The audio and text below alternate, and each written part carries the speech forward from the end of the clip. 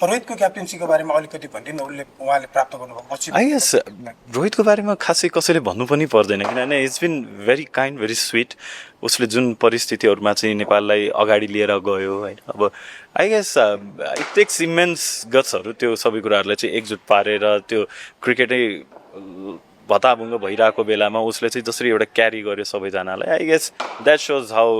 अब हामीले त सानैदेखि अब क्रिकेटको सानो उमेर भनौँ न हामीले त्यो बेला नै देखिरहेको भेरी काम नेचर हाँसो मजाक गरिराख्ने सबैसँग अनि त्यसपछि उसले चाहिँ एकैचोटिमा त्यति ठुलो अपर्च्युनिटी त्यति ठुलो जिम्मेवारी पाउनु र त्यसलाई वहन गर्नु नै कुनै त्यो लिडर चाहिँ यत्तिकै भन्दैन होइन उसले चाहिँ आफूलाई चाहिँ के भन्छ बारम्बार आफूलाई चाहिँ उसले प्रुभ गरिरहेको थियो बिट कुनै पनि टुर्नामेन्ट होस् as a batter as a captain as a bowler some time maybe as a fielder he is very gun fielder so I guess त्यो चारैतिरबाट पाँचैतिरबाट जति पनि छ उसले राम्रो आफ्नो तर्फबाट गरेको छ र रेट गर्नै मिल्दैन किनभने हि इज बिन फ्यान्टास्टिक अब एउटा समय हुन्छ अब आई गेस यु नो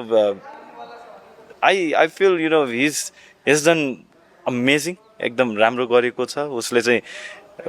आफ्नो साथीभाइ आफ्नो फ्यामिली आफ्नो देश सबैलाई प्राउड हुने एउटा काम गरेको छ अब उसले जहिले पनि क्रिकेटको यात्रामा आफ्नो फर्केर हेर्छ उसले जहिले पनि एउटा कुरा चाहिँ के बुझ्छ भने कि मैले नेपाललाई प्राउड गर्ने चाहिँ मेरो सक्दो मेरो क्षमतामा जति थियो त्योभन्दा बेसी नै गरेको छु र हामी सबै प्राउड गर्छौँ रोहितमा त्यो कुरामा सो अब मैले चाहिँ अफकोर्स उसले जुन एउटा लेगेसी क्रिएट गरेको छ एज ए क्याप्टन मैले उसलाई अगाडि लिएर जाने मैले पनि भरपुर अब भनौँ न सबैको साथ चाहिन्छ सबैको माया चाहिन्छ सबैको आशीर्वाद चाहिन्छ र